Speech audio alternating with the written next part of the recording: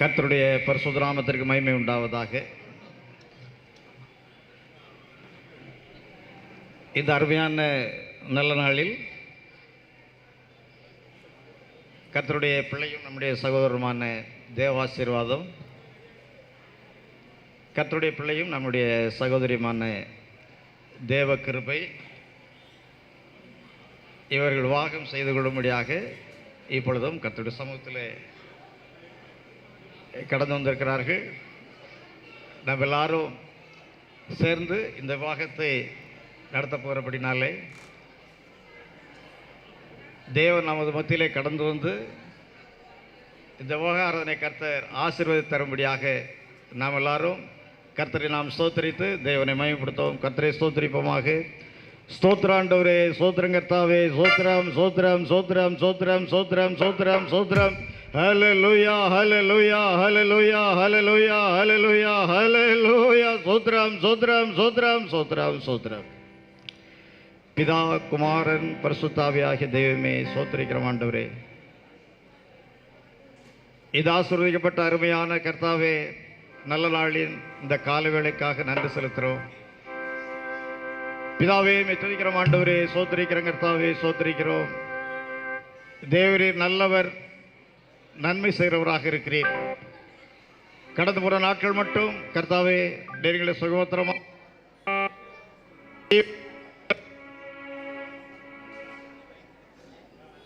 சோத்திரிக்கிறோம். ஆண்டவரே சோத்திரிக்கிறோம்.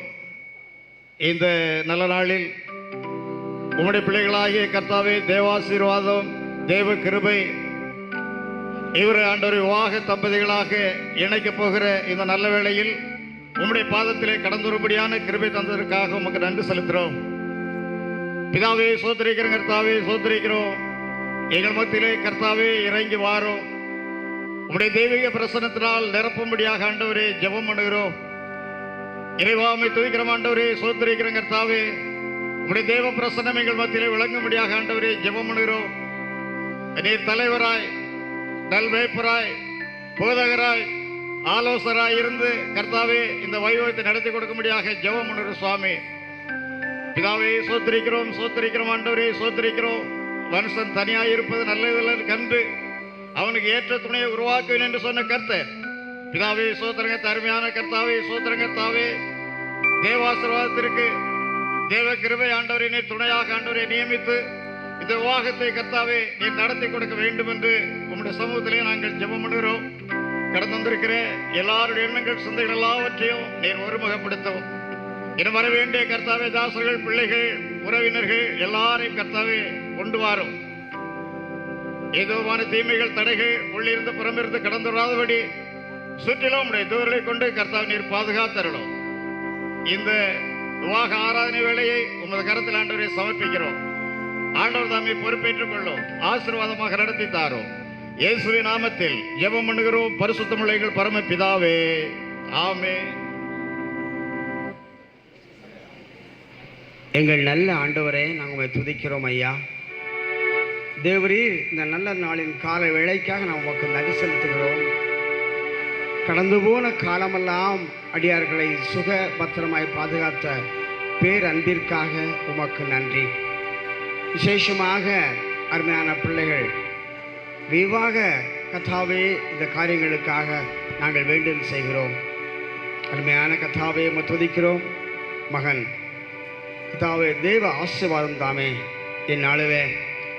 மகள் தேவ கிருபையை தன்னுடைய துணைவியாய் ஏற்றுக்கொள்ள போகிற நல்ல கிருபைக்காக உமக்கு நன்றி. வெவ்வேறு குடும்பங்களிலே பிறந்து வாழ்ந்த பிள்ளைகள் இப்பொழுதும் கர்த்தாவே இந்நாள் முதற்கொண்டு அவர்கள் தாமே கர்த்தாவே ஒரே குடும்பமாக சேர்ந்து உங்களுடைய நாமத்தை மயப்படுத்தும்படியான திட்டத்தை நீர் வைத்ததற்காக உமக்கு நன்றி. தேவனாய கர்த்தர் தாமே இந்த வைபவத்தை நீரை பொறுப்பேற்றுக் கொள்ளும். பிதா குமாரன் பரிசுத்த தேவன் தாமே நீர் எங்கள் மத்தியிலே கடந்து வந்து இந்த வைபவத்தை பொறுப்பேற்று நடத்த வேண்டும் என்று ஜெபம் பண்ணுகிறோம். இயற்கை சூழ்நிலையெல்லாம் இம்மட்டுமாய் சாதமாக்கி கொடுத்ததற்காக நன்றி ஆண்டவரே. இன்னும் வரவேண்டிய உறவுகள், உற்றார்கள், திருச்சபை மக்கள் யாவருக்காக வேண்டுதல் செய்கிறோம். எல்லோரையும் நீ சுகநல பலத்தோடு கொண்டு வந்து சேர்த்ததற்காக நன்றி ஆண்டவரே. எங்களை மீண்டும் ஒரு விஷயங்களை தாழ்த்துகிறோம். நீர் நாம சிம்மாசனபதியாக வீற்றிருந்து கர்த்தாவே மற்றதுக்கு இந்த வைபவத்தை நீரை நாம பொறுப்பேற்று ஆரம்பம் முதல் முடிவு வரையிலும் நீரை முன்னின்று ஆசிர்வதித்து வாக்குகளோடு வரங்களோடு நடத்தும்படியாக ஜெபம் பண்ணுகிறோம்.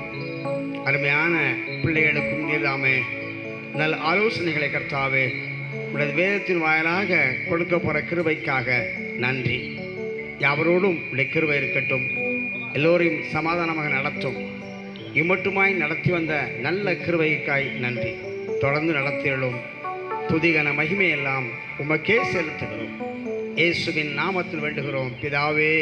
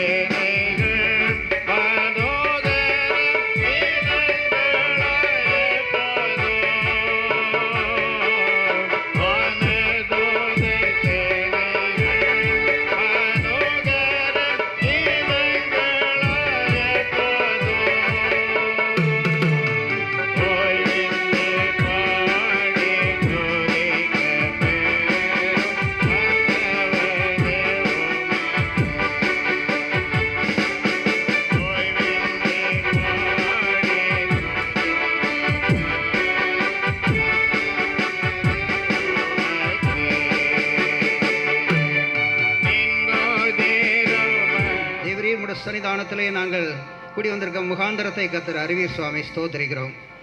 கர்த்தரும் நினைத்திருக்கிறார், அவரும் ஆசீர்வதிப்பார். இஸ்ரவேல் குடும்பத்தாரை ஆசீர்வதிப்பார், அவரும் குடும்பத்தாரை ஆசீர்வதிப்பார். கர்த்தருக்கு பயப்படுகிற பெரியோரையும் சிறியோரையும் ஆசீர்வதிப்பார் என்று வேதத்தில் வாசிக்கிறபடி நீர் கர்த்தாவே உமது பிள்ளைகளை ஆசீர்வதிக்கிற தேவனாக இருக்கிறீர் ஆண்டவரே. சியோனுக்கு தயவு செய்யும் காலமும் அதற்காக குறித்த நேரம் வந்தது என்று வேதத்தில் வாசிக்கிறோமே ஆண்டவரே.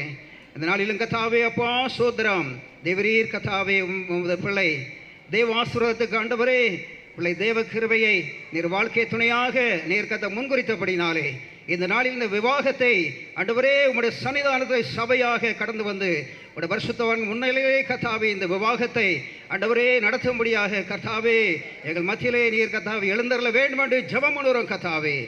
சோத்திரம் அப்பா சோத்திரம். மனிதன் தனிமையாக இருப்பது நல்லதுன்னு சொல்லி அந்த ஆதாமுக்கு ஏவாளை கத்தனை கொடுத்த ஆண்டவரே, நீங்கள் பலுகி பெருகி பூமி நிரப்பி அதை ஆண்டுகொள் என்று ஆசீர்வதித்தீர் ஆண்டவரே. உடைய ஆசீர்வாதத்தினால இந்த பூமியிலே சமுதாயம் சந்ததி பெருகி வருது ஆண்டவரே.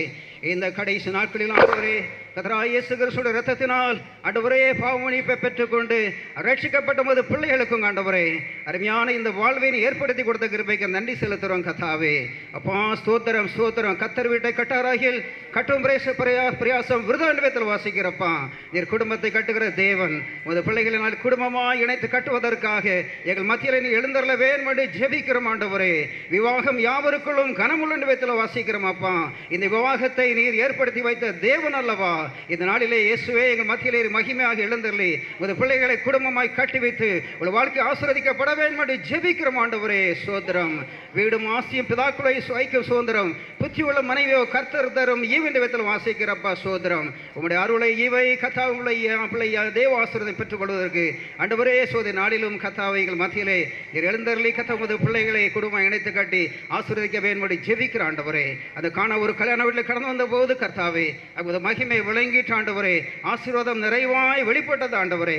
இந்த நாளிலும் கர்த்தாவைகள் மத்தியிலே மகிமையாக எழுந்தருளி ஆண்டவரே இந்த விவாகத்தை நீ ஆசீர்வாதமாக நடத்தி முடி தந்தல வேண்டும் என்று ஜெபம் பண்ணுகிறோம். தமது பிள்ளைகளை நீ ஆசீர்வதிக்க வேண்டும்படி ஜெபிக்கிறோம். ஆண்டவரே, இந்த விவாகத்தை ஆண்டவரே ஆரோ நடத்துகிறதான உமது ஆசிரியம் உமது தாசர்கள் யாவருக்காக ஜெபிக்கிறோம். ஆண்டவர் திருச்சபையின் பிள்ளைகள் யாவருக்காக ஜெபிக்கிறோம். மணமக்கள் அவளை கட்ட குடும்பத்தினர் இரத்த சம்பந்த உறவுகள் வந்த நண்பர்கள் அன்பர்கள் யாவருக்காக ஜெபிக்கிறோம். ஆண்டவரே, எல்லாருடைய மகிமை காணும்படியாக ஒரு ஆசீர்வாதத்தை பெற்றுக்கொண்டு மனமகிழ்ச்சியோடு கடன் செல்ல தேவன் கிருபை செய்யும்படியாக ஜெபிக்கிறோம். இந்த திரும்ப ஆராதனை முழுவதும் உடைய கருத்தில் அர்ப்பணிக்கிறோம். ஆண்டவரே, ஆண்டவர் தாமே இந்த காரியத்தை நீரே தலைமை தாங்கி பொறுப்படுத்து எங்கள் தேவன் பெரியவராக இருந்த ஆண்டவரே, இந்த மணமக்களை நீர் குடும்பமாக இணைத்து கட்டி இந்த திருமண ஆராதனை ஆசீர்வதித்து விருந்து வைமங்கள் எல்லாவற்றையும் ஆசீர்வதித்து சகலமும் நேர்த்தியாய் செம்மையாய் ஆசீர்வாதம் முடிக்கிற தேவனுடைய கருத்தில் ஒப்புடுக்கிறோம். எல்லாவற்றையும் நீரை பொறுப்படுத்தி தலைமை தாங்கி ஆசீர்வாதம் நடத்தி முடித்து தந்தரல வேண்டும் என்று இயேசு கிறிஸ்துவின் நாமத்தில் ஜெபிக்கிறோம். பரிசுத்தம் உள்ள எங்கள் பரமபிதாவே, ஆமென். ஹல்லேலூயா. ஆமென். பாஸ்டர் ராஜா அவர்கள் ஜெபம் பண்ணலாம். சின்னமனையில் நம்முடைய சன்னிதானத்தில் தெய்வ ஊழியர்களாக ஆண்டவரே ஸ்தோத்திரம், திருமணத்தில் இணைக்கப்பட போகிற தம்முடைய பிள்ளைகள், உறவினர்கள், சொந்தங்கள், திருச்சபை மக்கள் எல்லாரும் ஆண்டவரை ஒன்று கூடி ஆண்டவரை இந்த திருமண காரியத்தை நடப்பிக்க தேவன் பாராட்டின மகத்துவமான கிருபைகளுக்காக எமக்கு நன்றி. தொடர்ந்து நடக்கிற ஆண்டவரை ஒவ்வொரு பகுதியிலும் கர்த்தருடைய கரம் கூட இருந்து ஆண்டவரே நேர்த்தியாக எல்லா காரியங்களும் செய்து முடிக்கப்பட என் தேவனுடைய அனுக்கிரகமான கரம் கூட இருந்து ஆசீர்வதிக்கப்படும்படியாய் இயேசு மூலம் ஜெபிக்கிற நல்ல பிதாவே, ஆமென்.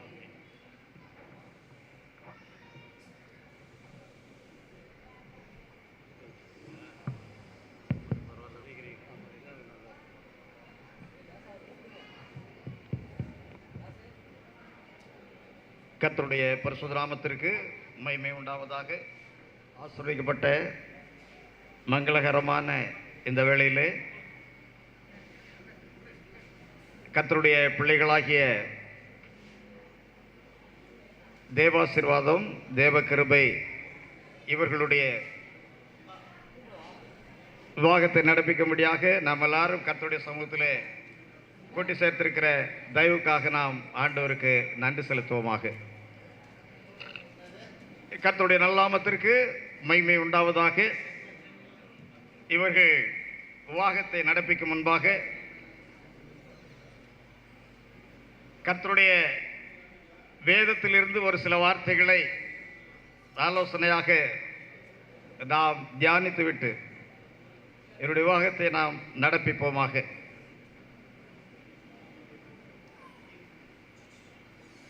எபிரேயருக்கு எழுதிய பொதுவான நிருபம் 13வது அதிகாரம் 4வது வசனம் ஒருவர் வாசிக்கலாம். எபிரேயருக்கு எழுதிய நிருபம் 13வது அதிகாரம் 4வது வாக்கியம்.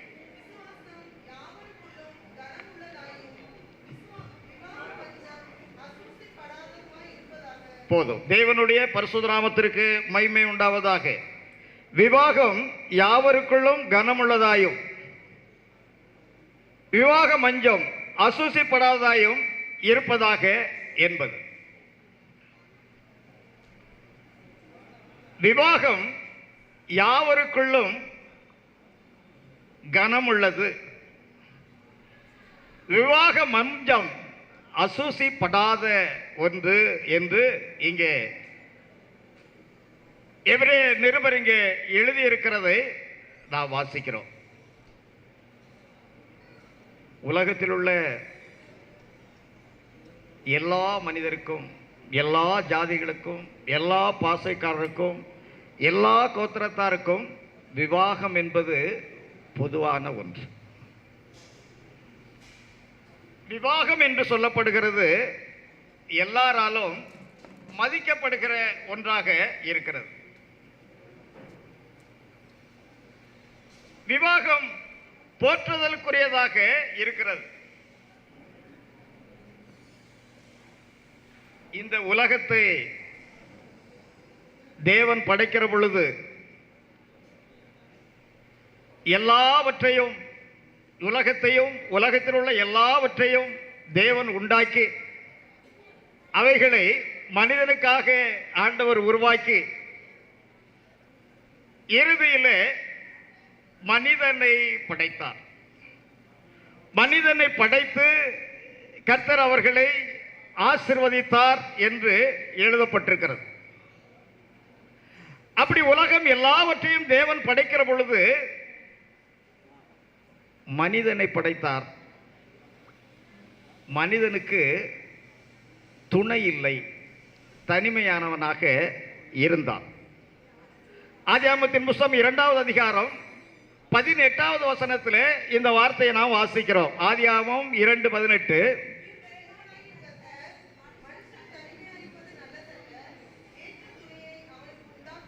மனுஷன் தனிமையாய் இருப்பது நல்லதல்ல, அவனுக்கு ஏற்ற துணையை உண்டாக்குவேன் என்று கர்த்தர் சொன்னார். தேவனுடைய சிருஷ்டிப்பிலே எல்லாவற்றையும் அவர் சிருஷ்டித்துக் கொண்டு வருகிற பொழுது, தேவன் சிருஷ்டித்த எல்லாவற்றையும் நன்மையானதாக கண்டார். தேவன் நல்லது என்று கண்டார், முதல் நாள் ஆயிற்று. தேவன் நல்லது என்று கண்டார், 2ஆம் நாள் ஆயிற்று. தேவன் நல்லது என்று கண்டார், சாயங்காலம் விடிய காலம் ஆகி 3ஆம் நாள் ஆயிற்று. தேவன் சிருஷ்டித்த எந்த ஒன்றிலையும் தேவன் நல்லா இல்லை என்று என்ற ஒன்றை உருவாக்கவில்லை. தேவன் உருவாக்குற பொழுது எல்லாவற்றையும் நலமானதாக நல்லது என்று சொல்லிக்கொண்டே வருகிற அவருடைய சிருஷ்டிப்பிலே இந்த ஒரு இடத்திலே மாத்திரம் அவருக்கு நல்லது அல்ல என்று தோன்றியது. என்ன என்றால், மனிதன் தனிமையாக இருப்பது நல்லதல்ல என்று கண்டார். நல்லதல்ல என்று கண்ட கர்த்தர் அதோடு விட்டுவிடவில்லை. மனிதனுக்கு ஏற்ற ஒரு துணையை உண்டாக்குவோமாக என்று சொன்னார். அந்த மனிதனிடத்திலே தான் உருவாக்கி வைத்திருந்த பறவைகள், மிருகங்கள் எல்லாவற்றையும் கொண்டு வந்து அவரிடத்திலே கொடுத்தார். அவன் அதற்கு பெயர் வைத்தான். ஒவ்வொன்றும் தன்னுடைய ஜோடிகளோடு கூட சகலவும் என்ன செய்தால் கடந்து போனது. மனிதனை பார்த்த பொழுது தனிமையாக நின்று கொண்டிருந்தார். ஆனபடினால் ஆண்டவருக்கு அது நல்லதாக இல்லை, ஒரு துணையை உருவாக்குவோமாக என்று சொன்னார். அவருக்கு அயர்ந்த ஒரு நித்திரை வரப்பண்ணி அவனுடைய விலா எலும்பிலிருந்து ஒன்றை எடுத்து அவனுக்கு ஒரு ஏற்ற துணை என்ன செய்தார் என்றால் அவர் உருவாக்கினார் என்று 19 முதல் 24 வசனத்திலே நாம் வாசிக்கிறோம். 24வது வசனம் மாத்திரம் வாசிக்கலாம். 24. இது நிமித்தம் புருஷன் தன் தகப்பனையும் தன் தாயையும் விட்டு தன் மனைவியோட இசைந்திருப்பான், அவர் ஒரே மாம்சமாய் இருப்பார்கள். தேவன் மனிதனை சிருஷ்டித்தது, அவனுக்கு ஒரு ஏற்ற துணையை உண்டாக்கினார். துணையை உண்டாக்கி அங்கே ஒரு நிபந்தனை கொடுத்து என்ன கொடுத்தார் என்றால், தன் தகப்பனையும் தன் தாயையும் விட்டு தன் மனைவியோடு இசைந்திருப்பான், அவர்கள் இருவரும் ஒரே மாம்சமாக இருப்பார்கள். உலகத்திலே பிரிக்கப்படாத ஒரு உறவு என்றால் அது கணவன் மனைவி உறவு. தாய் உறவு, தகப்பன் உறவு, சகோதரி உறவு, சகோதரன் உறவு, மாமன் உறவு, மச்சான் உறவு, எல்லா உறவுகளுமே சரீரத்திற்கு அப்பாற்பட்ட ஒன்று. புருஷன் மனைவி என்கிற உறவு மாத்திரம்தான் சரீரத்தோடு ஒன்று கலந்த உறவு.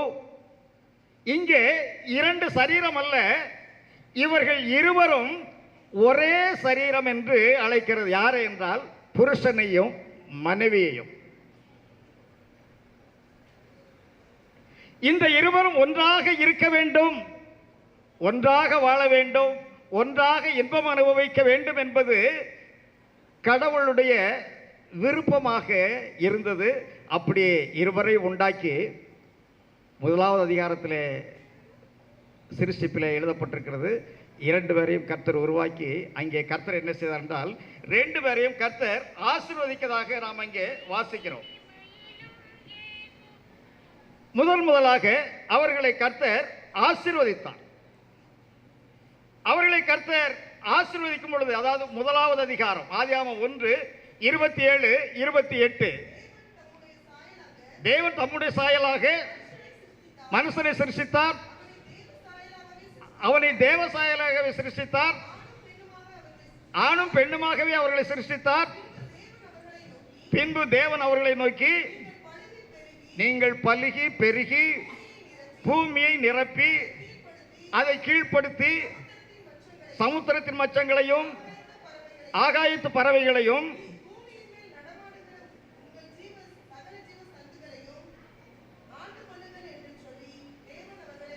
பூமியில் நடமாடும் சகல ஜீவ ஜந்துக்களையும் நீங்கள் ஆண்டு கொள்ளுங்கள் என்று சொல்லி கர்த்தர் அவர்களை ஆசீர்வதித்தார். இருவரையும் கர்த்தர் முதலாக ஆசீர்வதித்தார். 2 பேருக்கும் சமமான அங்கு ஆசீர்வாதம். நீங்கள் பலுகி பெருகி பூமியை நிரப்பி அதை கீழ்ப்படுத்தி ஆகாயத்து பறவைகளையும் பூமியின் சமுத்திர மச்சங்களையும் நடமாடும் ஜீவ ஜந்துக்களையும் ஆண்டு கொள்ளுங்கள் என்று கர்த்தர் அவர்களை ஆசீர்வதித்தார். எந்த விதத்திலும் ஆணுக்கு பெண் கீழாக என்று அவர் சிருஷ்டித்த போது இல்லை, இருவரையும் சமமாக ஒன்றாக தேவன் உண்டாக்கினார். ஆனால் இந்த ஆளுகை பின்னால் அது மாறுபட்டது. 3வது அதிகாரம் 16வது வசனத்தில் நாம் விதமாக வாசிக்கிறோம். 3:16 ஆதியாகமம்.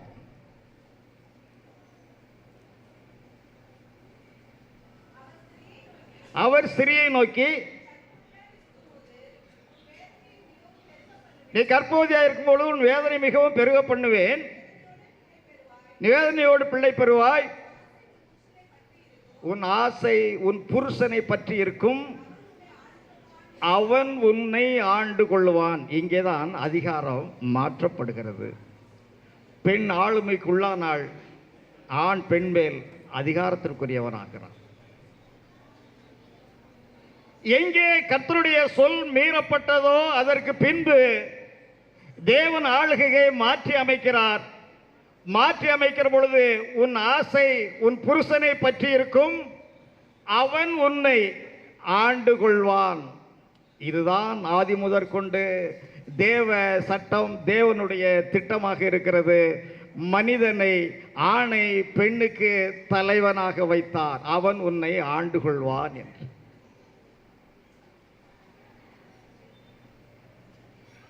இந்த பிரமாணம் சரியாக இருக்கிற வரையிலே அந்த ஆண் பெண் உறவிலே பிரச்சனை இல்லை, அந்த குடும்ப உறவிலே பிரச்சனை இல்லை. ஆனால் எங்கே பிரச்சனை வருகிறது என்றால், உனக்கு நான் சமம் என்று எப்பொழுது தலையெடுக்கிறதோ அங்கே பிரச்சனைகள் வெடிக்கும்.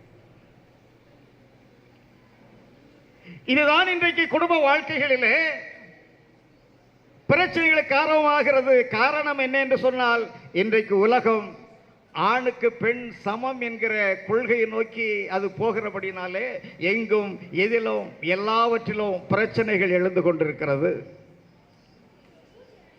தேவன் இப்படித்தான் நியமித்து வைத்திருக்கிறார். தேவ நியமத்தை மீறுகிற பொழுது அந்த இடத்திலே பிரச்சனைகளும் குழப்பங்களும் உண்டாகிறதை நாம் பார்க்கிறோம்.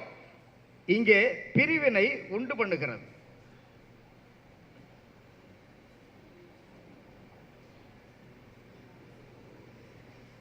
நாம் உலகத்திலே ஒரு கல்யாணம் நடத்த போகிறோம் என்றால் மேடை பேச்சில் உலகத்திலே பேசுவார்கள். பேசுகிற பொழுது அதற்கு மாதிரி குடும்பத்திலே நல்ல வாழ்க்கை வாழ்ந்தவர்களை மாதிரியாக காண்பித்து அவர்களை மாதிரி சொல்லுவார்கள். வள்ளுவனார் வாசிக்கு போல், காந்திஜி கஸ்தூரி போல் என்று நல்ல வாழ்க்கை வாழ்ந்த தம்பதிகளை குறித்து சொல்லுவார்கள். வேதத்திலே ஆண்டவர் ஒரு அருமையான தம்பதியரை குறித்து கர்த்தர் எழுதுகிறார்.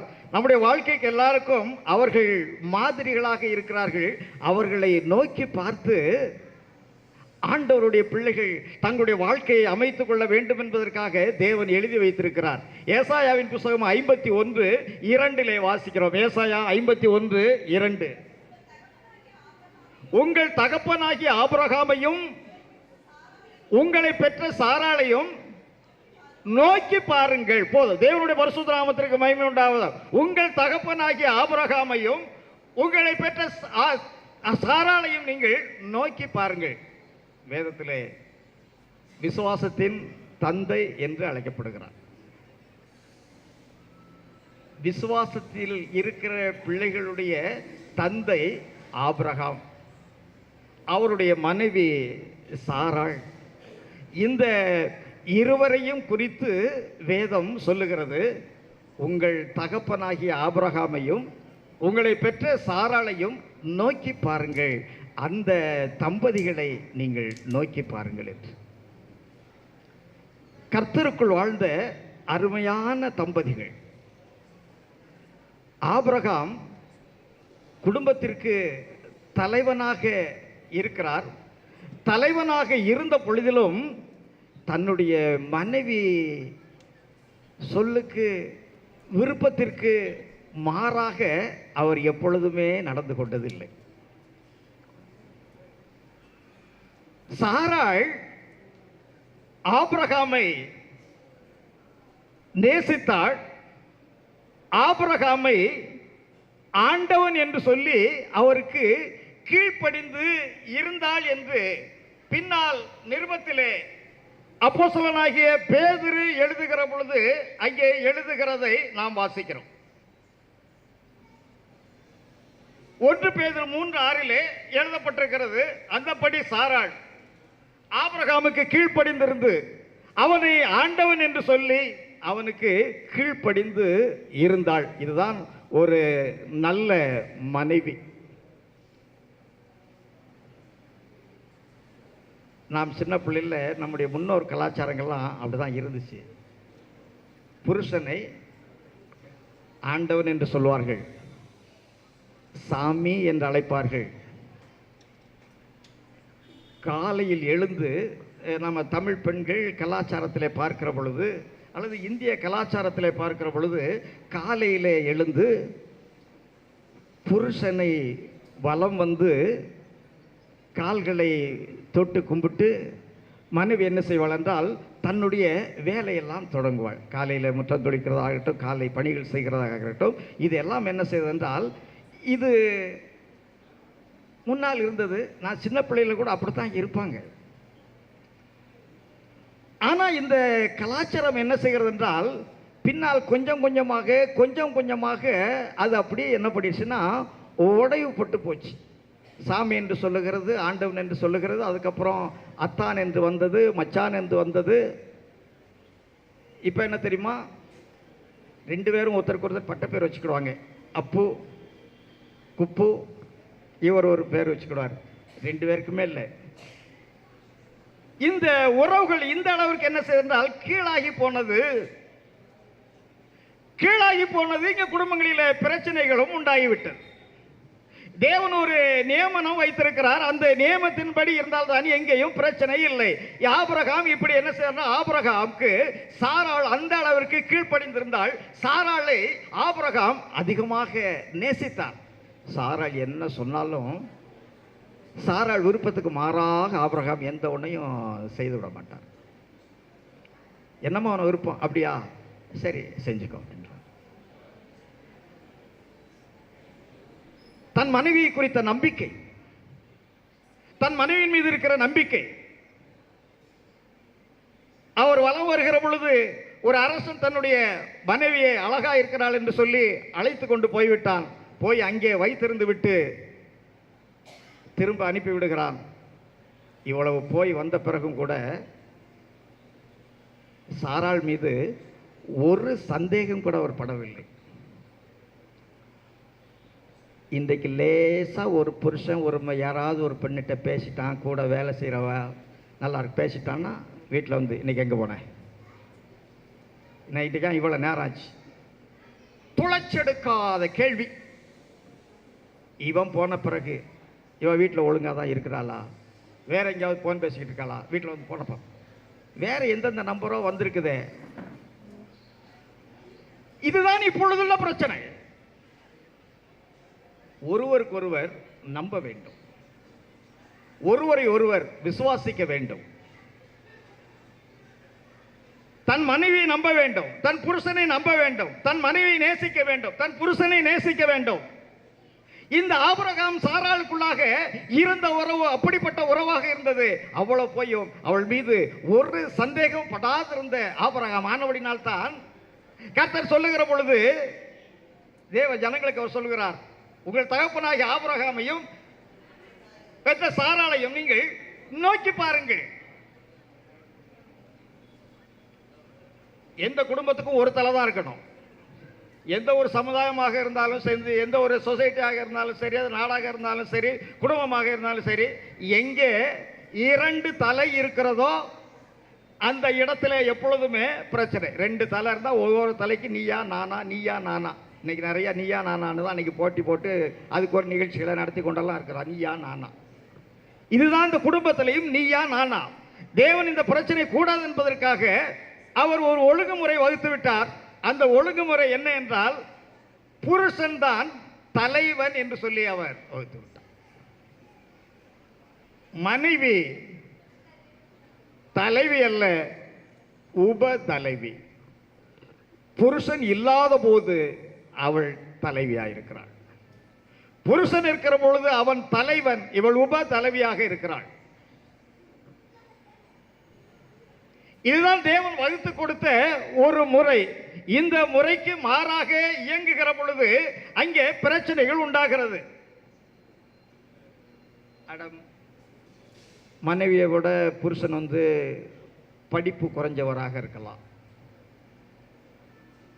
இவரோட சம்பாத்தியத்தில் அவர் கொஞ்சம் கம்மியான சம்பளம் வாங்குகிறவராக இருக்கலாம். அல்லது இவளுடைய அறிவுக்கு ஏற்ற பிரகாரம் ஞானமோ அறிவு உள்ளவராக, ஒரு பேதமை உள்ளவராக ஒருவேளை அவர் இருக்கலாம். ஆனால் அதற்காக அவரை துச்சமாக எண்ணுகிறது இவள் வேலையல்ல. தன் புருஷனுக்கு கொடுக்க வேண்டிய கனத்தை கொடுக்கணும், புருஷனுக்கு கீழ்ப்படிந்து இருக்க வேண்டும். இதுதான் வேதம் சொல்லுகிற முறை.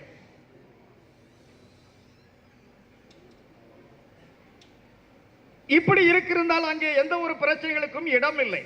எபேசியர் எழுதிய நிருபம் 5வது அதிகாரம் 22வது வாக்கியம். எபேசியர் 5:22. மனைவிகளே, நீங்கள் கர்த்தருக்கு கீழ்ப்படுகிறது போல உங்கள் சொந்த புருஷருக்கு கீழ்ப்படியுங்கள். வேதம் சொல்லுகிற வார்த்தை மனைவிகளுக்கு கொடுக்கிற ஆலோசனை. நீங்கள் புருஷருக்கு கீழ்ப்படியணும் அப்படின்னு மட்டும் சொல்லாம, அந்த கீழ்ப்படிதலுக்கு அங்க ஒரு டெபினிஷன் மேலே கொடுக்கிறார். எப்படி கீழ்ப்படியணும் அப்படின்னு சொல்லு. எப்படி கீழ்ப்படிய வேண்டும் என்றால், நீங்கள் கர்த்தருக்கு கீழ்ப்படுகிறது போல உங்கள் சொந்த புருஷருக்கு கீழ்ப்படியுங்கள். கர்த்தருக்கு எப்படி கீழ்ப்படிவீங்க? கர்த்தர் ஒன்று சொன்னார்னா அதற்கு மாற்று ஆலோசனை சொல்லுவீங்களா? இல்லை. கர்த்தர் சொன்னார் என்றால் சொன்ன வார்த்தை, அதற்கு அப்படியே செய்கிறது. ஆமாண்டவரே என்று சொல்லி செய்கிறது. இதைத்தான் சாராள் செய்து வந்தாள். ஆபிரகாமை ஆண்டவன் என்று சொல்லி அவனுக்கு கீழ்ப்படிந்து இருந்தாள். அது எப்படிப்பட்ட கீழ்ப்படிதல் தெரியுமா? ரொம்ப அருமையான கீழ்ப்படிதல். ஆபிரகாமை கர்த்தர் அழைக்கிறார். உன் இனத்தை ஜனத்தை விட்டு நான் சொல்கிற இடத்துக்கு வந்திருப்பா, நான் உன்னை ஆசீர்வதிப்பேன்னு சொன்ன உடனே இவர் மனைவிட்ட சொல்றார், ஆண்டவர் நம்மை அழைக்கிறார், ஆசீர்வதிக்கிறேன் என்று சொல்லுகிறார். இவருக்கு மட்டும்தான் தெரியும். அப்படியா, நம்ம போகிற இடம் நல்ல இடம் தானா? அங்கே நல்லா தண்ணி வசதிகள்லாம் இருக்குமா? அங்கே நம்ம குடியேறதுக்கு ஏற்ற எல்லா விதமானதும் இருக்குதா? எதையாவது ஒன்றை வாயை திறந்து சாராள் கேட்டாளான்னா எதையுமே கேட்கல. அவர் சொன்னார், ஆண்டவர் சொன்னார், நான் போகிறேன், நீ வாரையான உடனே ஆட்டுக்குட்டி போல பின்னால் வந்துட்டாங்க. அதான் என் நல்ல கீழ்ப்படிதல். புருஷன் சொன்னான், புருஷனுக்கு பின்னால் அப்படியே நீ போய்கிட்டே இருந்தேன்னா அந்த குடும்பத்தில் பிரச்சனை இல்லைங்கிறதான். அதனால தான் இவர்களை நோக்கி பார்க்கும்படி ஆண்டவர் சொல்லுகிறார். இதுதான் தேவன் எழுதி கொடுத்திருக்கிற இந்த பிரமாணம். உனக்கு கொடுக்கப்பட்டிருக்கிற கடமை, அதை நீ செய்ய வேண்டும். ஆனபடினால்தான் பின் நாட்களிலே இது இங்கே புதிய ஏற்பாட்டிலே கர்த்தர் சொன்ன பொழுதிலும் எஸ்தரின் புஸ்தகத்திலே ஒரு வார்த்தை அங்கே சொல்லப்பட்டு இருக்கிறது. அந்த எஸ்தரின் புஸ்தகத்திலே அவர் சொல்லுகிற பொழுது 1வது அதிகாரத்திலே எழுதப்பட்டிருக்கிறது. எந்த வீட்டுக்கும் புருஷனே தலைவனாக இருக்க வேண்டும் என்று எழுதப்பட்டிருக்கிறதை நாம் வாசிக்கிறோம். எந்த வீட்டுக்கும் புருஷனே தலைவனாக இருக்க வேண்டும்.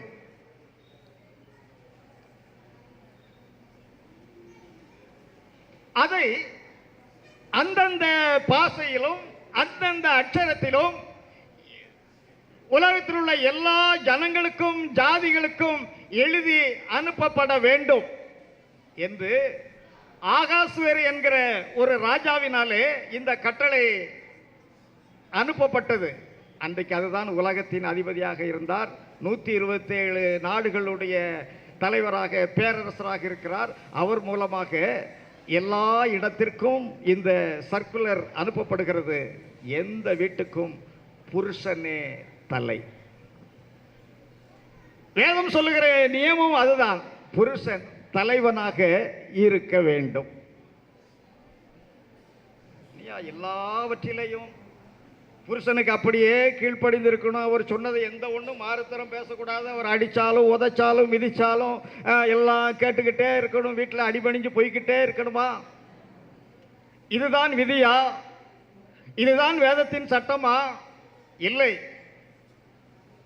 புருஷனை போய் அடிக்கணும், உதைக்கணும், மிதிக்கணும், மனைவி எப்படியெல்லாம் செய்யணும்னு சொல்லி வேதத்தில் எழுதப்படவில்லை. எந்த அளவிற்கு மனைவியானவள் கீழ்ப்படுகிறாளோ அந்த அளவிற்கு புருஷனானவன் அவளை போஷிக்கிறதற்கு அவன் கடமைப்பட்டவனாக இருக்கிறான்.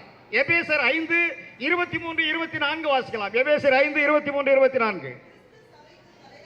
கிறிஸ்து சபைக்கு தலையாய் இருக்கிறது போல புருஷனும் மனைவிக்கு தலையாய் இருக்கிறான். அவரே சரீரத்திற்கும் இரட்சகராக இருக்கிறார். ஆகையால் சபையானது கிறிஸ்துவுக்கு கீழ்ப்படிந்திருக்கிறது போல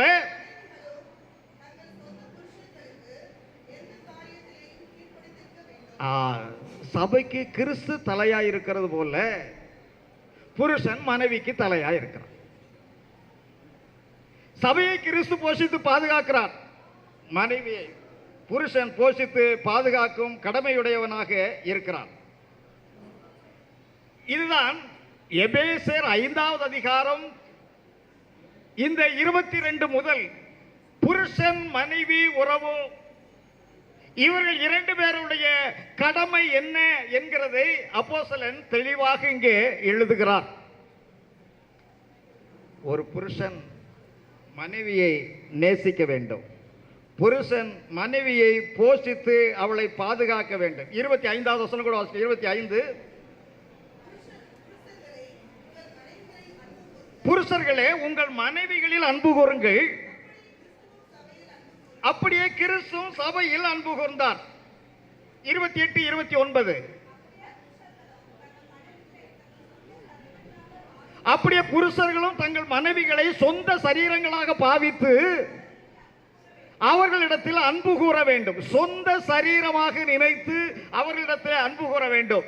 அப்போ மனைவி கீழ்ப்படுகிறது, வீட்டு கடமையை செய்கிறதல்ல, புருஷன் சொல்வதை செய்கிறது மாத்திரமல்ல, அந்த மனைவியை போஷிக்கிறதும் பாதுகாக்கிறதும் அவளுக்கு வேண்டிய எல்லா நன்மைகளை கொடுக்கிறதும் அவளை நேசிக்க வேண்டியதும் புருஷனுடைய கடமையாக இருக்கிறது. மனைவி எல்லாவற்றிலும் புருஷனுக்கு எப்படி அடங்கி இருக்கிறாளோ அப்படியே புருஷனானவன் மனைவியை எல்லாவற்றிலும் தன்னுடைய சரீரத்தை போல அவன் நேசிக்க வேண்டும். தன்னுடைய சரீரத்தை போல அவன் போஷிக்க வேண்டும். தன்னுடைய சரீரத்தை போல பாதுகாக்க வேண்டும். இது புருஷனுக்கு கொடுக்கப்பட்டிருக்கிற இந்த கடமை. இந்த இரண்டும் நன்றாக இருக்கும் என்றால் வாழ்க்கை அவ்வளவு சுகமானதாக இருக்கும். எங்கே இவைகள் மீறப்படுகிறதோ அந்த இடத்திலே என்ன செய்கிறது என்றால் பிரச்சனைகள் வலுக்கிறது, சண்டைகள் வலுக்கிறது, பிரிவினைகள் வலுக்கிறது. எந்த குடும்பத்தில் இவைகள் இல்லையோ அல்லது சண்டை இருக்கிறதோ அந்த குடும்பத்தில் சமாதானம் கெட்டுப்போகும். அந்த குடும்பத்தில் பிரிவினைகள் உண்டாயிரும். வாழ்க்கை வேண்டுமா வேண்டாமா என்கிற நிலைக்கு 2 பேரும் என்ன செய்து விடுவார்கள் என்றால் கடந்து போய் விடக்கூடிய சூழ்நிலை உண்டாகிறது.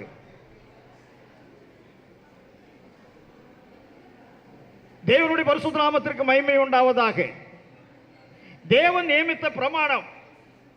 புருஷன் மனைவியை நேசிக்க வேண்டும், மனைவி புருஷனுக்கு கீழ்ப்படிந்து இருக்க வேண்டும். இது தேவன் அவர்களுக்கு நியமித்த நியமமாக இருக்கிறது. குடும்பத்தில் எப்பவுமே சண்டைகள் வந்துடக்கூடாது, பிரச்சனைகள் வந்துடக்கூடாது. ரெண்டு பேருமே ஒருவருக்கொருவர் அட்ஜஸ்ட் பண்ண வேண்டும், ஒருவருக்கொருவர் விட்டு கொடுக்க வேண்டும்.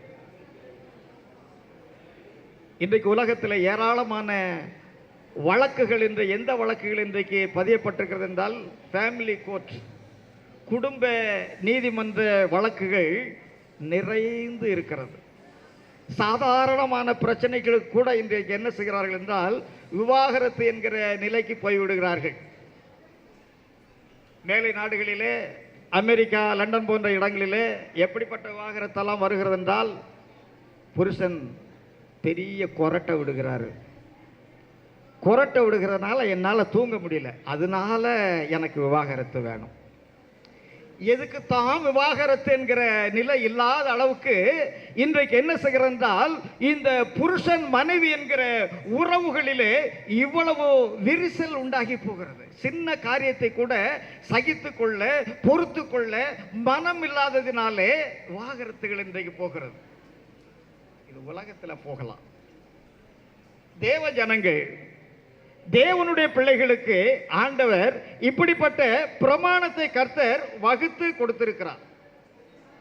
நல்ல மனைவி கர்த்தர் அருளும் ஈவு என்று சொல்லி நீதிமொழிகள் 19:14 சாலமோன் அங்கே எழுதி வைத்திருக்கிறதை நாம் வாசிக்கிறோம்.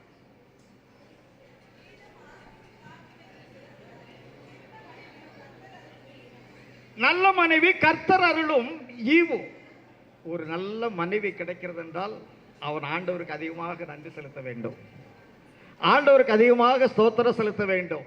ஏனென்றால் அது கர்த்தர் கொடுத்த கிருபை என்று எழுதப்பட்டிருக்கிறது. தேவன் அவனுக்கு அளித்திருக்கிற கிஃப்ட் என்று எழுதப்பட்டிருக்கிறது. தேவனாக மனமோந்து அவனுக்கு கொடுக்கப்பட்டிருக்கிற ஒரு ஈவு என்று எழுதப்பட்டிருக்கிறது. நல்ல மனைவி, நல்ல மனைவி எங்க போனாலும் அவன் மீது அவளுடைய கவனம் இருக்கும். எப்பொழுது வருவான் என்று எதிர்பார்த்து கொண்டிருப்பாள். அவனுக்கு தேவையான எல்லா பணிவிடைகளையும் செய்கிறதற்கு அவள் எப்பொழுதும் ஆயத்தம் உள்ளவளாக இருப்பாள். ஆனால் குடும்பத்தில் சண்டை பிரச்சனை வாயாடி வந்தால் அந்த குடும்பத்தை போல வெறுக்கக்கூடிய ஒரு வாழ்க்கை எங்கேயுமே இருக்க முடியாது. அதே 19வது அதிகாரத்தில் 13வது வசனம் வாசிக்கலாம். 19:13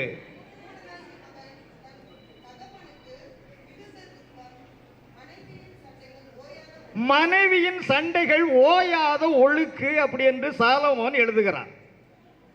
நீதிமொழிகளிலே நிறைய சாலமோன் அங்கே எழுதியிருக்கிறார். சண்டைக்காரியோட கூட ஒரு வீட்டிலே குடியிருப்பதை பார்க்கிலும் ஒரு மூலையின் ஓரத்திலே குந்தி இருப்பது நலம். நிறைய சண்டைகளோடு கூடிய மட்டன் சாப்பாடு, பிரியாணி சாப்பாடு இதெல்லாம் முன்னால் வச்சிருந்தாலும் கூட அமைதலோடு கூடிய சாதாரண துணிக்கை நலம். எல்லா விருந்து எல்லாம் படைச்சி வச்சு நல்ல நல்ல சாப்பாடெல்லாம் படைச்சி வச்சு ஒரே சண்டை, அங்கே என்ன சந்தோஷம், அங்கே என்ன சமாதானம், இதெல்லாம் வேண்டாம், ஒரு சாதாரண வாழ்க்கைக்கு போய்விடலாம் என்று அவன் போய்விடும். சாலமோன் இதெல்லாம் அனுபவப்பட்டாரா என்னன்னு தெரியல, ஆனால் அனுபவப்பட்டது போல அவர் எழுதி வைத்திருக்கிறதை நாம் பார்க்கிறோம். இதெல்லாம் வேண்டாதவைகள். அதே வேளையில் அவர் தன்னுடைய கடைசி அதிகாரத்தில் எழுதுகிற பொழுது ஒரு பெண்ணினுடைய குணநலங்கள் என்ன, அவள் எப்படிப்பட்டவள், எப்படிப்பட்ட கடமைகளோடு என்று அதை குறித்து அதிகமாக அவர் நினைத்திருக்கிறார். வேதம் அதிகமாக வாசிக்க வேண்டும், வேதத்தை நேசிக்க வேண்டும்.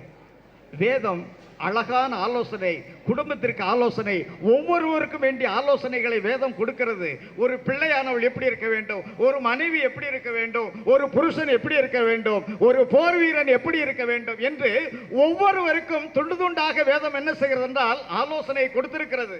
மனைவி வீட்டில் இருக்கணும், மனைவிக்கு வேண்டிய சம்பாத்தியம் பண்ணி ஆகாரத்தை கொடுத்து அவளை போஷிக்கிறதெல்லாம் புருஷனுடைய கடமை. அப்போ அவனுக்கு செய்ய வேண்டிய கடமையெல்லாம் செய்வான். நானும் வேலை செய்யணும், நீயும் வேலைக்கு போகணும், வேறு வேலைக்கு போகணும், 2 பேரும் வேலைக்கு போகணும்னு சொல்லி அவளையும் உன் வேலைக்கு இழுத்துட்டீங்கன்னு சொன்னால் வீட்டுக்கு வந்து எல்லா வேலையும் நீயும் செய்யணும், அவளும் செய்யணும். எல்லாவற்றிலையும் பங்கு போட வேண்டி இருக்கும். புருஷன் மனைவி எனக்கு கீழ்ப்படியணும்னு சொன்னால் நீ செய்ய வேண்டியதை செய்யணும். அவளை வீட்டில் வச்சு நீ பாதுகாக்கணும், போஷிக்கணும், பராமரிக்கணும், எல்லா நன்மைகளையும் கொடுக்கணும். அப்போ உனக்கு அவள் வந்து கீழ்ப்படிந்திருப்பாள். அவள் வேலைக்கு போகணும், அப்போ நீயும் வேலைக்கு போகணும். அவள் வந்த உடனே அவள் சோறு பொங்கினா நீ குழம்பு வைக்கணும், அவள் கூட்டு வச்சாங்கன்னா நீ பொரியல் வைக்கணும். எல்லாத்தையுமே 2 பேரும் சமமாக தான் பங்கிடணும். அவள் ஸ்கூலுக்கு பிள்ளைய கூட்டு போனால் நீ வரும்போது பிள்ளைய கூட்டிட்டு வரணும். எல்லாவற்றிலையும் பங்கு போட்டு செய்யணும். அப்போ எனக்கு வந்து மனைவி கீழ்ப்படிந்த மாட்டிருக்கா, நான் சொல்லதை கேட்க மாட்டாக்கா, நான் வேலைக்கு போயிட்டு வருவேன், நான் சுகமாக இருப்பேன். அவள் வேலைக்கு போகணும், காலையில் எல்லா வேலையும் செஞ்சு வச்சுட்டு எனக்கும் எல்லா வேலையும் செய்து கொடுத்துட்டு அவளும் வேலைக்கு போகணும். நான் வர்றதுக்கு முன்பாக அவள் வேலையை விட்டு வரணும். வேலையை விட்டு வந்த பிறகு சாயங்காலம் வந்து எல்லா வேலையும் அவள் செய்யணும், எனக்கு செய்ய வேண்டியதெல்லாம் செஞ்சுட்டு கடைசியில் தூங்கணும். இது எப்படி ஒத்து போகும்? தேவன் அப்படி பிரமாணம் கொடுக்கலையே. இப்படி எதிர்பார்க்கிறவர்கள் எல்லாவற்றிலையும் ஈடுபட வேண்டும். இல்லை என்றால் வேதம் சொல்லுகிறது, புருஷன் தன்னுடைய மனைவியை போஷித்து பாதுகாக்க வேண்டும். தன் மனைவிக்கு செய்ய வேண்டிய எல்லா கடமைகளை செய்ய வேண்டும். இப்படிப்பட்ட புருஷர்களுக்குத்தான் மனைவி எப்படிப்பட்டவளாய் இருக்க வேண்டும் என்று சொன்னார் என்றால், நீங்கள் கர்த்தருக்கு கீழ்ப்படுகிறது போல உங்கள் சொந்த புருஷருக்கு கீழ்ப்படிந்து இருங்கள். இந்த புருஷனுக்கு ஆண்டவர் சபையை அவர்தான் போஷிக்கிறார், சபையை அவர்தான் பாதுகாக்கிறார், சபைக்கு வேண்டிய எல்லா நன்மைகளையும் அவர்தான் கொடுக்கிறார். சபையை போஷிக்கிறது, பாதுகாக்கிறது எல்லாம் அவருடைய வேலை. ஆனபடினால் சபை கர்த்தருக்கு கீழ்ப்படிந்திருக்கிறது. இந்த உறவுகளைத்தான் என்ன செய்கிறது என்றால் வேதம் இப்படித்தான் எழுதுகிறது. ஒரு புருஷன் மனைவி உறவு போலதான் சபை கிறிஸ்துவனுடைய இந்த உறவையும் வேதம் எழுதி கொண்டு வருகிறது. இந்த உறவினுடைய தன்மையிலே தலைவன் யார் என்றால் கிறிஸ்து. சபைக்கு தலைவன் கிறிஸ்து, மனைவிக்கு தலைவன் கணவன்.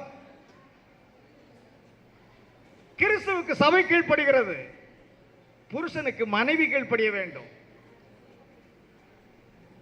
கிறிஸ்து சபையில் அன்பு கூறுகிறார், புருஷன் மனைவியில் அன்பு கூற வேண்டும். சபை கர்த்தருக்கு கீழ்ப்படுகிறது, மனைவி புருஷனுக்கு கீழ்ப்படுகிறது. இதுதான் ஆசீர்வதிக்கப்பட்ட ஒரு வாழ்க்கை. இந்த ஆசீர்வதிக்கப்பட்ட வாழ்க்கையை தான் தேவன் நமக்கு கொடுத்திருக்கிறார். எபேசியர் 5வது அதிகாரம் 33வது வசனம் வாசிங்க. எபேசியர் 5:33. எப்படியும் அவனவன் தன்னிடத்தில் அன்பு கூறுகிறது போல தன் மனைவியினிடத்திலும் அன்பு கூற கடவன். மனைவியும் புருஷனிடத்தில் எப்படி இருக்க வேண்டும்? பயபக்தியாய் இருக்க வேண்டும். வெறும் கீழ்ப்படிதலை நான் சொல்லவில்லை. சபையானது எப்படி கிறிஸ்துவனிடத்தில் பயபக்தியாய் இருக்க வேண்டுமோ, மனைவியானவள் புருஷனிடத்தில் பயபக்தியாய் இருக்க வேண்டும்.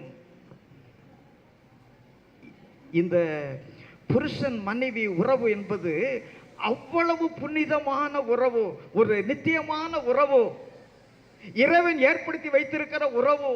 சபையானது கிறிஸ்துவனுடைய சரீரம், மனைவியானவள் புருஷனுடைய சரீரம்.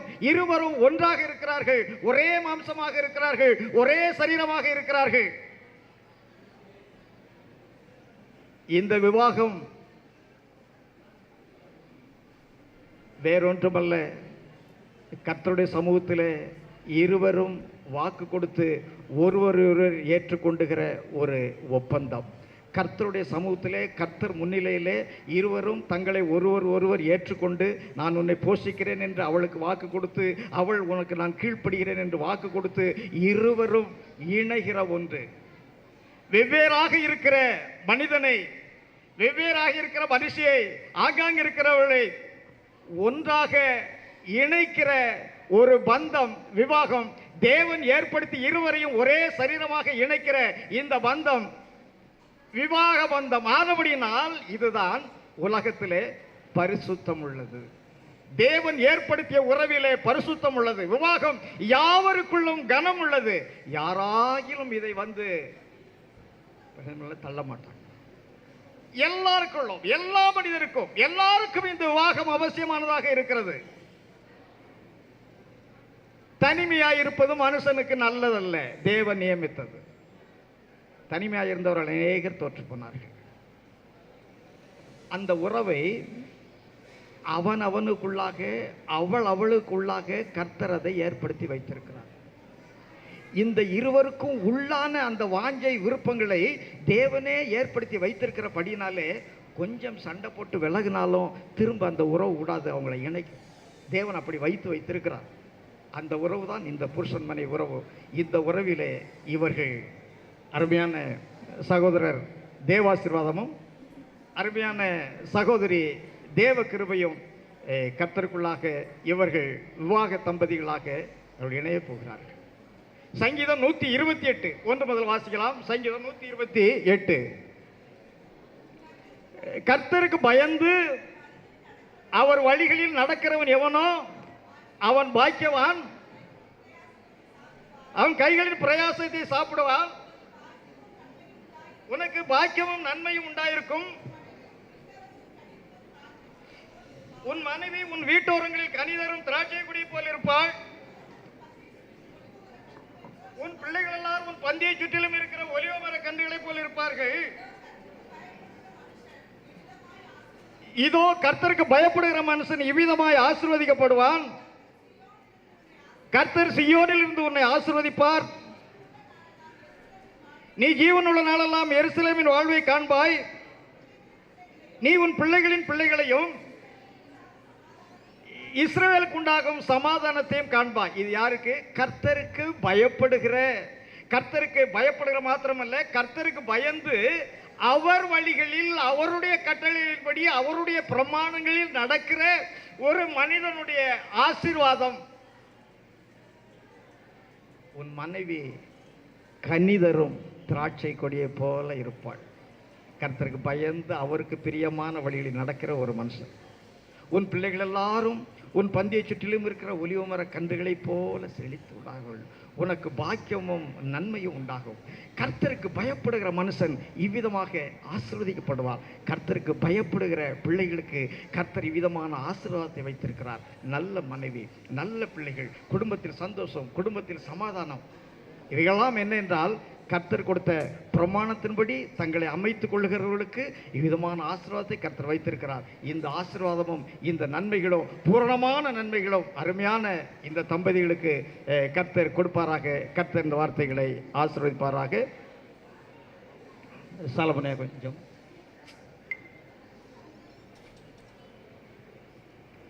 சோத்திராண்டவரே, பசுத்த பிதாவே, கர்த்தாவே, இந்த நல்ல கர்த்தாவே, மங்களகரமான கர்த்தா நாளுக்காக கர்த்தாவே, வேலைக்காக கர்த்தா உமக்கு நன்றி செலுத்துகிறோம்ப்பா. ஆண்டவரே கர்த்தாவே, இணைய போகிறவே ஆண்டவரே கர்த்தாவே, மணமக்களுக்கு மாத்திரமல்ல இணைந்தவர்களுக்கும் இணைய போகிறவர்களுக்கும் கர்த்தாவே, நீர் பரத்திலிருந்து கர்த்தாவே ஆண்டவரே பரிசுத்தவான்கள் மூலமாய் கொடுத்த அருமையான நல்ல செய்திக்காக ஆண்டவரே நாங்கள் நன்றியோடு சுதிக்கிறோம், சொத்திருக்கிறோம் அப்பா. ஆம் ஆண்டவரே கர்த்தாவே, சுதிக்கிறோம் ஆண்டவரே. சபையும் ஆண்டவரே கிறிஸ்துவம் ஆண்டவரே கர்த்தாவை ஒன்றாயிருக்கிறது போல கர்த்தாவை சுதிக்கிறோம் அப்பா. கணவன் மனைவியும் கர்த்தா ஒன்றாயிருக்கிறார்கள் என்றும் ஆண்டவரே கர்த்தா சபையானது கர்த்தா கிறிஸ்து கீழ்ப்படுகிறது போல ஆண்டவர் ஒன்றாய் இணைக்கப்பட்டு இருக்கிறவர்கள் இணைப்பட போகிறவர்கள் கர்த்தாவை சுதிக்கிறோம் அப்பா. ஒன்றாய் இருந்து கர்த்தாவே அப்பா கிறிஸ்துவின் நாமத்தை கர்த்தாவை தேவனுடைய நாமத்தை மகிமைப்படுத்த வேண்டும் என்றோம். அதற்கு கர்த்தா மனைவியானவள் எப்படி ஆண்டவரை கர்த்தா புருஷனுக்கு கீழ்ப்படிய வேண்டும் என்றால், புருஷனானவன் கர்த்தாவை மனைவி எப்படி அன்பு செய்ய வேண்டும் என்றால் ஆண்டவரே கர்த்தாவை இருவருக்கும் நலமான ஆலோசனைகளை கர்த்தாவை நீர் பரத்திலிருந்து அனுப்பி கொடுத்து ஆண்டவரை கர்த்தாவை கேட்க செய்த நல்ல கிருபைக்காக நன்றி செலுத்துகிறோம் ஆண்டவரே. அந்த வசனங்களை கேட்டதானே ஒவ்வொருவரும் கர்த்தாவின்படி நடக்கும் விசேஷமாய் கர்த்தாவே ஆண்டவர் நாளிலும் ஆண்டவரே கர்த்தாவே வாழ்க்கைகளை கர்த்தா இணைய போகிறதான கர்த்தா பிள்ளைகள் கர்த்தாவே கவனித்து கூர்ந்து கேட்டிருப்பார்கள் என்று விசுவாசிக்கிறோம். அவர்கள் தங்கள் இருதயத்தில் இருந்து வைத்து ஆண்டவரை தங்களுடைய கர்த்தாவே இல்லற வாழ்க்கையில் அவர்களை கர்த்தா கை கொண்டு கர்த்தாவை ஆசீர்வதிக்கப்படுவதற்கு தேவனாய் கர்த்தர் தான் நீர் அனுக்கிரகம் செய்ய முடியாமல் ஜெபிக்கிறோம். கர்த்தருக்கு பயப்படுகிற மனுஷன் இவ்விதமாக ஆசீர்வதிப்படுவான் என்று சொல்லி நல்ல வார்த்தைகளை கர்த்தர் கொடுத்திருக்கிறாப்பா. அவர்களும் அவர்களுடைய கர்த்தா வருங்கால ஆண்டவரே சந்ததிகளும் ஆண்டவரே கர்த்தாவே உங்களுடைய ஆசீர்வாதத்தினால் ஆசீர்வதிக்கப்படட்டும் ஆண்டவரே. அதற்காக நாங்கள் உம்மை நன்றி செலுத்துகிறோம் ஆண்டவரே. உம்முடைய கர்த்தா பரிசுத்தவான்களை கொண்டு கர்த்தாவே அவர்கள் குடும்பமாய் கர்த்தாவே இல்லறவாளை இணைக்க போகிறமைக்காக நன்றி செலுத்துகிறோம். நீரே ஆண்டவரே இணைத்து அவர்களை நீர் ஆசீர்வதிக்க வேண்டுமாறு ஜெபிக்கிறோம்.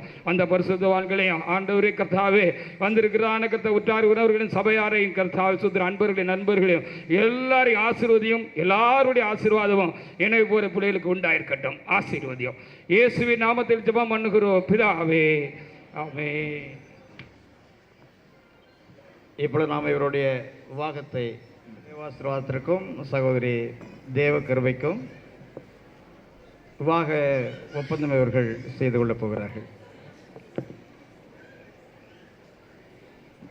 தேவாசீர்வாதமாகிய நீங்கள் தேவனுடைய பிள்ளையாகிய தேவ கிருபையை உங்களுக்கு சொந்த மனைவியாக ஏற்றுக்கொள்ள பூரண சம்மதம் தெரிவிக்கிறீர்களா? சம்மதம் தெரிவிக்கிறேன். தேவ கிருபையாகிய நீங்கள் தேவாசீர்வாதம் என்ற சகோதரி உங்களுடைய சொந்த கணவராக பரிபூரணமாக ஏற்றுக்கொள்ள பூரண சம்மதம் தெரிவிக்கிறீர்களா? சம்மதம். இப்பொழுது சகோதரர் தேவாசீர்வாதம் சகோதரி தேவ கிருபையை மனைவியாக கணவனாக இருவரும் ஏற்றுக்கொள்ள சம்மதித்திருக்கிறார்கள். இப்பொழுதும் இவருடைய விவாகத்திற்கு தடை தெரிவிப்பவர்கள் யாராகிலும் இருப்பார்கள் என்றால் இப்பொழுது தெரிவிக்கலாம்.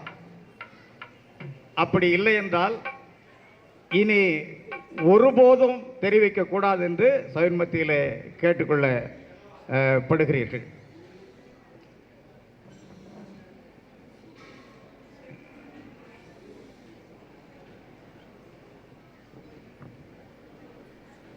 இப்பொழுது பெண்ணை வந்து கைப்பிடிச்சு கொடுக்கிற தகப்பனார்.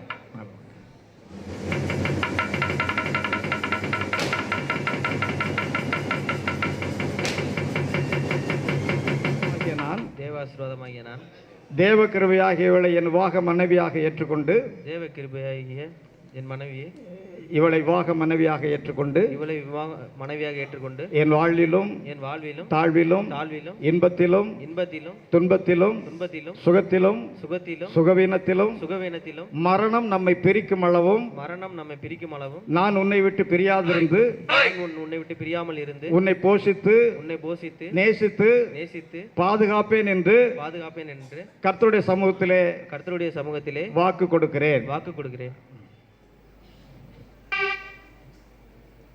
தேவ கிருபையாகிய நான் தேவாசீர்வாதமாகிய உம்மை என் விவாக புருஷனாக ஏற்றுக்கொண்டு வாழ்விலும் தாழ்விலும் சுகத்திலும் சுகவீனத்திலும் மரணம் நம்மை பிரிக்கும் அளவும் நான் உமக்கே கீழ்ப்படிந்து உற்ற துணைவியாய் இருந்து பிறர்முகம் பாராமல் உமக்கே பணி செய்வேன் என்று கர்த்தருடைய சமூகத்திலே ஆணையிட்டு வாக்கு கொடுக்கிறேன்.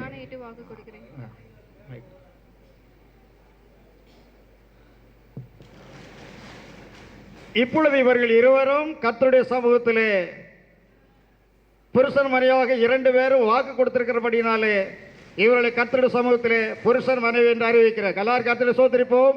சோத்ரம் சோத்ரம் சோத்ரம் சோத்ரம் சோத்ரம் சோத்ரம் சோத்ரம் சோத்ரம் சோத்ரம் ஹல்லேலூயா ஹல்லேலூயா சோத்ரம். முழங்கால் கொடுங்க. 2 பேர் முழங்கால் கொடுங்க.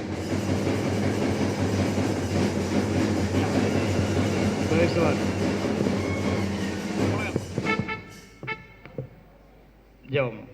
சோத்ரம் சோத்ரம் சோத்ரம் சோத்ரம் சோத்ரம் சோத்ரம் சோத்ரம் சோத்ரம் சோத்ரம் ஹalleluya ஹalleluya ஹalleluya சோத்ரம் சோத்ரம் சோத்ரம் சோத்ரம் Hallelujah, hallelujah, hallelujah, hallelujah, hallelujah.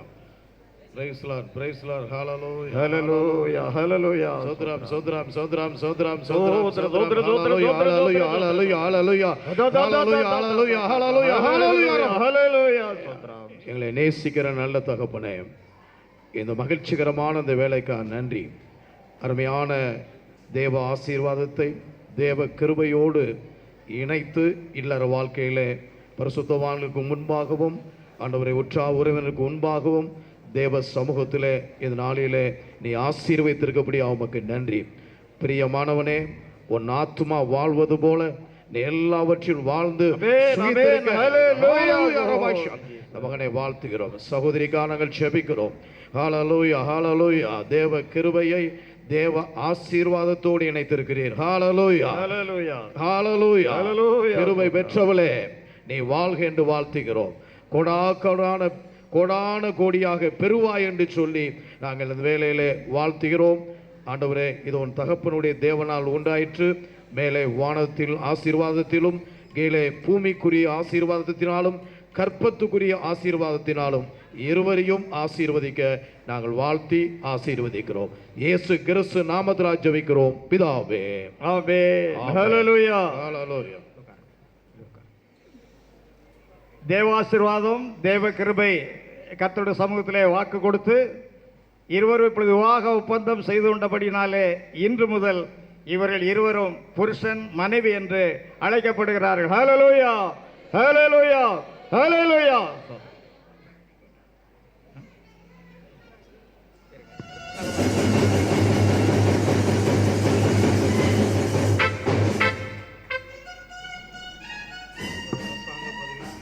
சொல்லுங்க.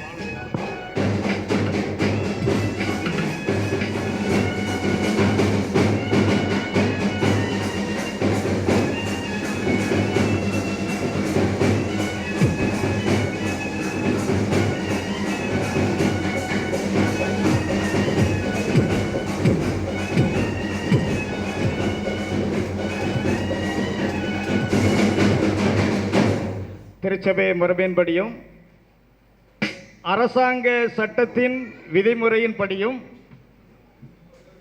அரசு பதிவேட்டிலே இவர்கள் தாங்கள் புருஷன் மனைவியாக இணைந்து கொண்டதற்கு அரசாங்க பதிவேட்டிலே இவர்கள் பதிவு செய்கிறார்கள். அதற்கு திருச்சியில் வந்திருக்கிறதான பாஸ்டர் டாக்டர் பால் அவர்கள் அரசாங்க பதிவேட்டிலே அவர்கள் கையெழுத்து வாங்குவார்கள். கையெழுத்து போடுகிற வரைக்கும் பாடகர் குழு கொஞ்சம் பாடும்படியாக கேட்டுக்கொள்ளப்படுகிறீர்கள். 7ஆம் அதிகாரம் 39ஆம் வசனத்திலே பிரமாணத்தினாலே கட்டப்படுகிறது. இன்றைக்கு இந்திய அரசியல் சட்டம் நமக்கு கொடுக்கப்பட்டிருக்கிறது. திருச்சபைக்கு அப்படியாக அரசாங்கத்திலே அனுமதி கொடுத்திருக்கப்படுகிறா. இந்த இருவரும் இந்த அரசாங்க பதிவேட்டிலே இதுவரைக்கும் நடந்ததெல்லாம் பிரசங்கம் நம்முடைய சொந்தங்கள்.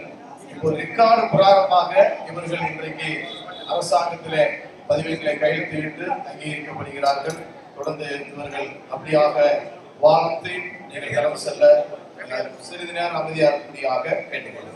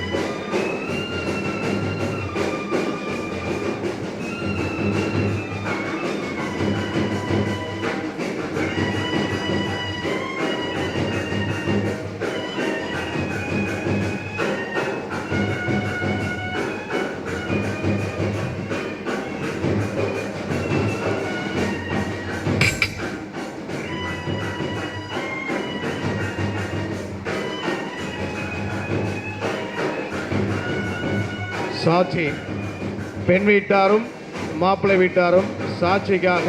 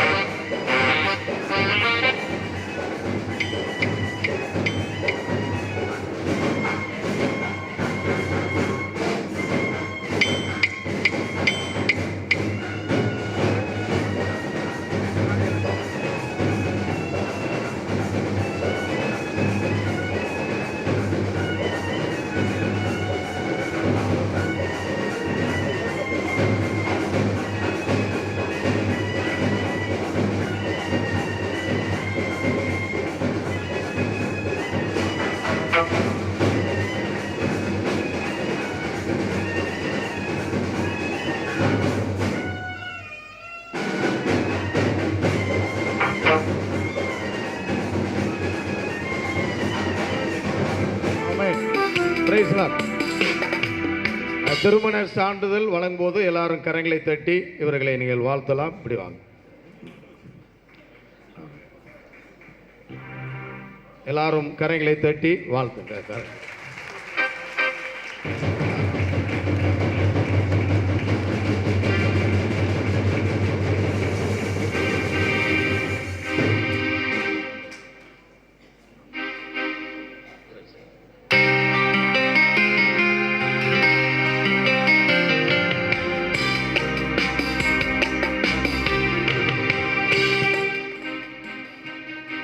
அரசாங்க பதிவேட்டிலே வரைப்பரசர்களாக கையெழுத்திட்டு பதிவேட்டிலே பகிர்ந்து கொண்டார்கள். இவர்களும் தங்களுடைய அன்பை பகிர்ந்து கொள்ள வேதத்திலே சொல்லப்பட்டிருக்கிறது, விலை மதியாத பொக்கிஷம்.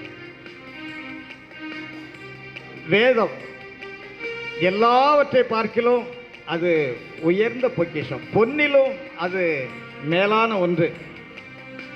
ஆனபடினாலே இப்பொழுது புருஷனும் மனைவியும்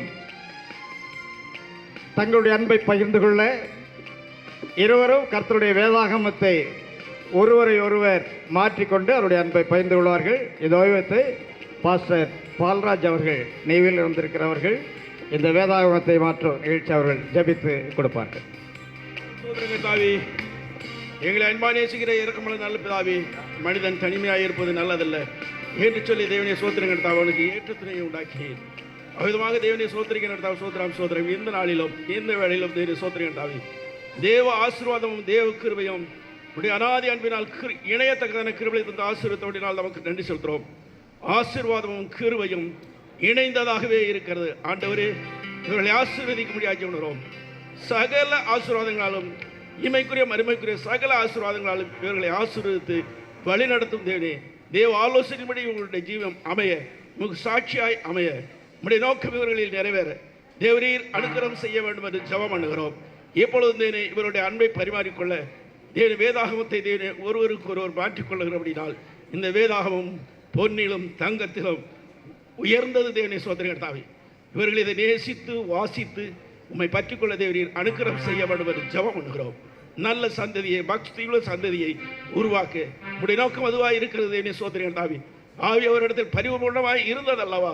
தேவபக்தியுள்ள சந்ததியை உருவாக்கத்தானே அவர் ஒருவனை படைத்தார் என்று சொல்லி வேதம் திருளப்பட்டுகிற அந்த காரியத்தை அறிந்து உணர்ந்து அறிவோடும் புரிதலோடும் கர்த்தாவே இவர்கள் குடும்ப ஜீவன் நடத்த தேவர்கள் அனுக்கிரகம் செய்ய வேண்டும் என்று ஜெபம் பண்ணுகிறோம்.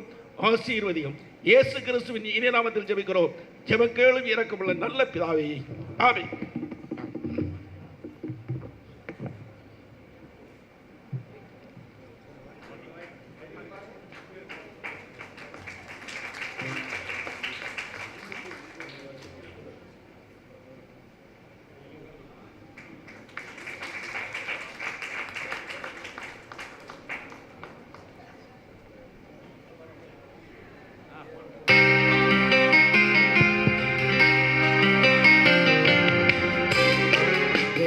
பரிசுத்த நாமத்திற்கு மகிமை உண்டாவதாக. இவர்களுடைய விவாகம் இனிதே கர்த்தருடைய சமூகத்திலே பரிசுத்தவான்கள் முன்னிலையிலே உற்றார் உறவினர் நண்பர்கள் மத்தியிலே தேவன் இந்த வைபத்தை ஆசீர்வாதமாக நடத்தி கொடுத்ததற்காக நாம் நன்றி செலுத்தி நாம் எல்லாரும் கர்த்தரை ஸ்தோத்திரிப்போமாக. தேவன் மகிமைப்படுத்துவோம். ஸ்தோத்திரம் ஆண்டவரே, ஸ்தோத்திரம் கர்த்தாவே, ஸ்தோத்திரம் ஸ்தோத்திரம் ஸ்தோத்திரம் ஸ்தோத்திரம் ஸ்தோத்திரம் ஸ்தோத்திரம் ஸ்தோத்திரம். ஹல்லேலூயா ஹல்லேலூயா ஹல்லேலூயா ஹல்லேலூயா. ஸ்தோத்திரம் பிதாவே, தம்முடைய பரிசுத்த நாமத்தை ஸ்தோத்திரிக்கிறோம். ஆண்டவரே நல்லவரே, நன்மை செய்கிறவரே, எம்மை துதிக்கிறோம். அன்னிவருடைய தீர்மானத்தின்படி அழைக்கப்பட்டவர்களாய் தேவனிடத்தில் அன்பவர்களுக்கு சகல நன்மைக்கு எதுவாக நடக்கிறது என்ற வார்த்தையின்படி அருமையான கர்த்தாவே, உங்களுடைய பிள்ளைகளுடைய வாழ்க்கையிலே நலவான காரியத்தை ஆண்டவரே நீ நடப்பித்து கொடுத்தபடினாலே உமக்கு நன்றி செலுத்துகிறோம். பிதாவே சோத்திர கர்த்தாவே சோத்திரம். இவர்களுடைய தம்பதிகள் என்றுடைய பல்லவத்தின் புஸ்தகத்திலே கர்த்தாவே எழுதப்பட்டிருக்கிற சுவாமி, இன்று முதற்கொண்டு கர்த்தாவே சோத்திர கர்த்தாவே அவர்கள் தங்களுடைய குடும்ப வாழ்க்கை ஆண்டவரை சோத்திரம் ஆரம்பிக்கிறார்கள். கர்த்தருடைய கரம் கர்த்தாவே அவர்களோடு கூட இருந்து கர்த்தாவே அவர்களை ஆசீர்வதித்து நீர் உயர்த்தும்படியாக ஆண்டவரை ஜெபம் பண்ணுகிறோம். பிதாவே சோத்திர கர்த்தாவே தேவ பக்தியிலுள்ள ஒரு சந்ததியை இன்றெடுக்க உங்களுடைய நல்ல கிருபை ஆண்டவரை தந்திரடும். பிதாவே சோத்திர கர்த்தாவே சோத்திரிக்கிறோம்.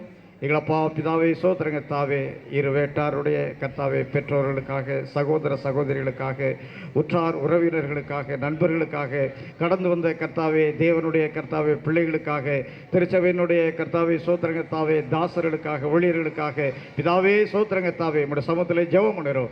எல்லாரையும் கர்த்தாவே நீர் பேர் பேராக நீர் ஆசீர்வதியும். கர்த்தாவே சோத்திரிக்கிறேன் கர்த்தாவே தொடர்ந்து நடைபெறுகிற விருந்த உபசரிகள் வரவேற்பிலும் கர்த்தருடைய கரம் கூட இருக்கட்டும். பிதாவே சோத்திரம் அது கர்த்தராண்டவரை சமர்ப்பிக்கிறோம். எல்லா துதி கன மகிமையும் தமக்கே செலுத்துகிறோம். இயேசுவின் நாமத்தில் ஜெபிக்கிறோம் பரிசுத்தமுள்ள எங்கள் பரம பிதாவே, ஆமென். ஹல்லேலூயா ஹல்லேலூயா. பரமண்டலங்கள் இருக்கிற எங்கள் பிதாவே, உம்முடைய நாமம் பரிசுத்தப்படுவதாக, உம்முடைய ராஜ்யம் வருவதாக, உம்முடைய சித்த பிரவணத்திலே செய்யப்படுவது போல பூமியிலே செய்யப்படுவதாக. எங்களுக்கு வேண்டிய ஆகாரத்தை எங்களுக்கு தாரும். எங்கள் கடனாளிகளுக்கு மன்னிக்கிறது போல எங்கள் கடன்களை மன்னியும்.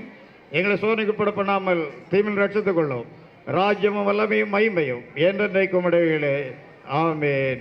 என் ஆத்மாவே கர்த்தரை ஸ்தோத்திரி, என் முழு உளமையுடைய பரிசுத்த நாமத்தை ஸ்தோத்திரி. என் ஆத்மாவே கர்த்தரை ஸ்தோத்திரி, கர்த்தர் செய்த சகல பாரங்களை மறவாது. ஆமென். நம்முடைய பிதாவாகிய தேவனுடைய அன்பும் கர்த்தராகிய இயேசு கிறிஸ்துவினுடைய கிருபையும் பரிசுத்த ஆவியானவரின் அந்யோன்ய ஐக்கியமும் இப்பொழுதும் எப்பொழுதும் சதா காலங்களிலும் நம் அனைவரோடும் விசேஷமாக விவாக தம்பதிகளோடும் வந்திருக்கிறாரோடும் கூட இருப்பதாக. ஆமென். ஹல்லேலூயா. ஸ்தோத்திரம். கர்த்தர் எல்லாரையும் ஆசீர்வதிப்பாராக. சோதர தேவனுடைய மகாபரிசுத்த நாமத்திற்கு மகிமையுண்டதாக. இந்த நாளில் விவாகத்துக்கு எல்லா தேவ ஜனங்களும் தேவனுடைய பிள்ளை உறவினர் சொந்த பந்தங்கள் அறிந்தவர்கள் எல்லாரும் நண்பர்கள் கடந்து வந்ததற்காக நன்றி செலுத்துகிறோம். இப்பொழுதும் விவாகம் நல்லபடியாக முடிந்தது. வந்தவர்கள் ஆகாரம் இருக்கிறது, புசித்து அருந்தி சந்தோஷத்தோடு கடந்து செல்லும்படி கேட்டுக்கொள்ளப்பட்டிருக்கிறேன். வந்ததுக்காக யாவருக்கும் மனமார்ந்த நன்றிகளை தெரிவித்துக் கொள்கிறேன்.